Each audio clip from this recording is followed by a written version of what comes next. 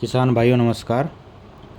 आज एक बार फिर आप लोगों का स्वागत है आपके अपने चैनल किसान साथी पर।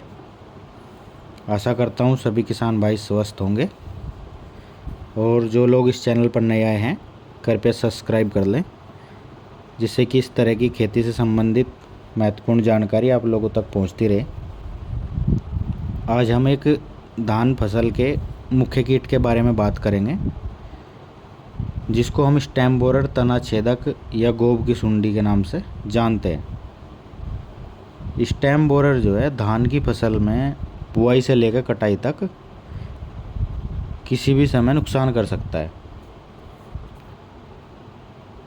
अगेती फसल में तो ये 20% तक हो सकता है और पछेती में कभी कभी 80% तक भी नुकसान होने की संभावना होती है।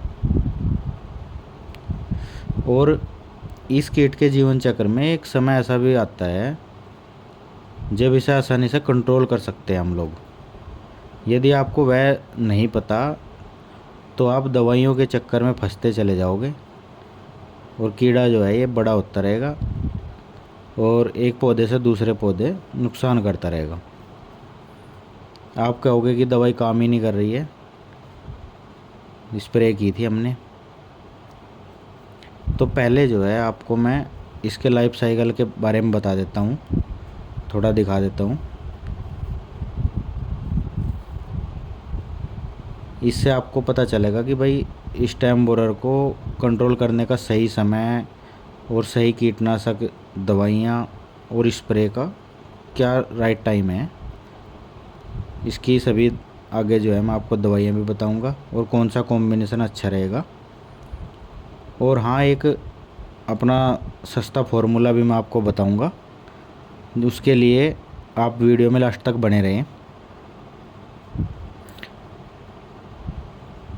अच्छा, अब बात कर लेते हैं कि जो धान के खेत में एक तितली होती है, मादा तितली, उसके पंखों पर 2 ब्लैक डॉट्स होते हैं, एक राइट साइड में एक लेफ़्ट साइड में, जैसा आप इस वीडियो में देख पा रहे हो।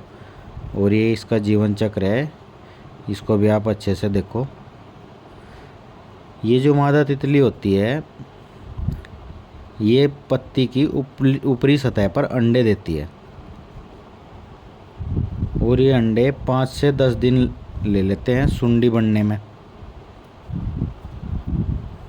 फिर यहाँ से जो ये सुंडी है निकल के हमारे पौधे को 20 से 40 दिन तक नुकसान कर सकती है।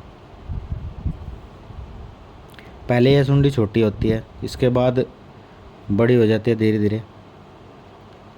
और जितनी भी हम ये इंसेक्टिसाइड दवाइयाँ स्प्रे करते हैं, ये सबसे ज़्यादा जो इफ़ेक्टिव है, कारगर है, ये लार्वा पे ज़्यादा है। लार्वा होता है छोटी सुंडी, जब वह छोटी होती है सुंडी तब ज़्यादा लाभदायक है ये दवाइयाँ। और ये सुंडी सबसे पहले जो है तने में अंदर घुस जाती है और दवाइयाँ क्या करती है, पूरे पौधे को जहरीला कर देती है। फिर सुंडी उस तने को खाएगी और तब वो सुंडी मरेगी। जो धान का शुरुआती का महीना, पहला महीना होता है, उस समय पे हम दानेदार कीटनाशक भी प्रयोग कर सकते हैं, क्योंकि उस समय फसल हमारी छोटी होती है। उसके बाद जैसे जैसे हाइट बढ़ेगी फसल की, बड़ी हो जाती है फसल, तो उस टाइम पे तो आपको स्प्रे ही करना चाहिए, वो ही ज़्यादा प्रभावी रहेगा। अब जब हमारे खेत में तितलियां दिखाई दें और अंडे बनने लग जाएं, ये स्प्रे आप तभी कराएं खेत में। फिर इसके बाद जो है उन अंडों से सुंडी बनने में लगभग 5 से 7 दिन का समय लग जाएगा और फिर ये सुंडी पत्तियों से तने में जाकर अंदर घुस जाएगी और तने को पूरा काट देती है। और जैसा अभी आप वीडियो में देख रहे हो कि अगर इस तने को ऊपर से पकड़ के खींचेंगे तो बाहर निकल जाएगा, सूखा हुआ होगा वो बीच का जो गोब होती है। तो इससे पता लग जाएगा भाई सुंडी ने ये काट दिया और ये नुकसान हो गया खेत में।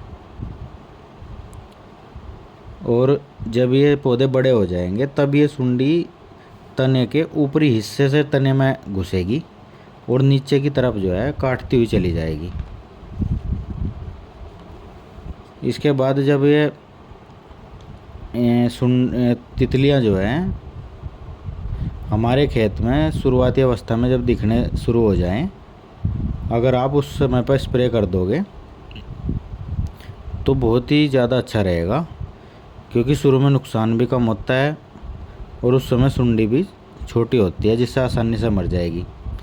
बड़ी होने पर जो सुंडी है जब बड़ी हो जाएगी तो इसे काबू करना थोड़ा मुश्किल रहता है।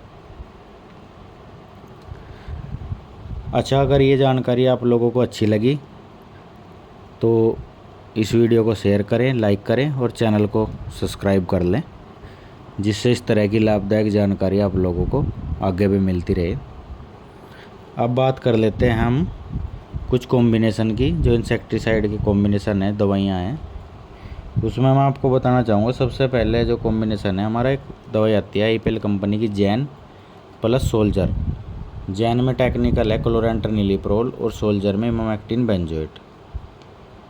दूसरा कॉम्बिनेशन है हमारा जैन और दोरोना CS। जैन में क्लोरेंट्रेनिलीप्रोल हो गया और दोरोना CS में हमारा जो टेक्निकल है लैम्डासाइलोथ्रीन 4.9 है। फिर एक कॉम्बिनेशन आता है हमारा फ्लूबेंडामाइड और डेल्टामेथ्रिन का, ये भी काफ़ी अच्छा रिजल्ट है इसका भी। एक कॉम्बिनेशन आता है घरडा कंपनी का, ब्लैक है, ब्लैक के नाम से आता है एक दवाई, जिसमें टेक्निकल है इंडोक्साकार्ब और फिप्रोनिल। एक दवाई आती है सिंजेंटा कंपनी की, इंसिपियो, इसमें टेक्निकल आइसोसाइक्लोसिरम है, जो 120 ml पर एकड़ लगेगी आपकी। और अभी PI कंपनी ने एक हाल ही में एक दवाई निकाली है प्रिसिडो के नाम से, जिसमें टेक्निकल साइक्लानिलिप्रोल 10% होता है, जिसकी डोज आपकी 160 ml पर एकड़ रहेगी। इसके बाद अब मैं आपको अपना फॉर्मूला बता देता हूँ। उसमें क्या है कि कार्टअप 75% 150 ग्राम, या उसकी जगह कार्टअप 50 SP 250 ग्राम, जो कि सुपर प्रताप के नाम से आती है, वो ले लें, और प्लस इसमें इमामेक्टिन बेंजोएट 150 ग्राम ले लें। इसका स्प्रे अगर आप अपने खेत में करोगे तो बहुत ही अच्छे इफेक्टिव रिजल्ट रहेंगे आप लोगों के लिए। धन्यवाद।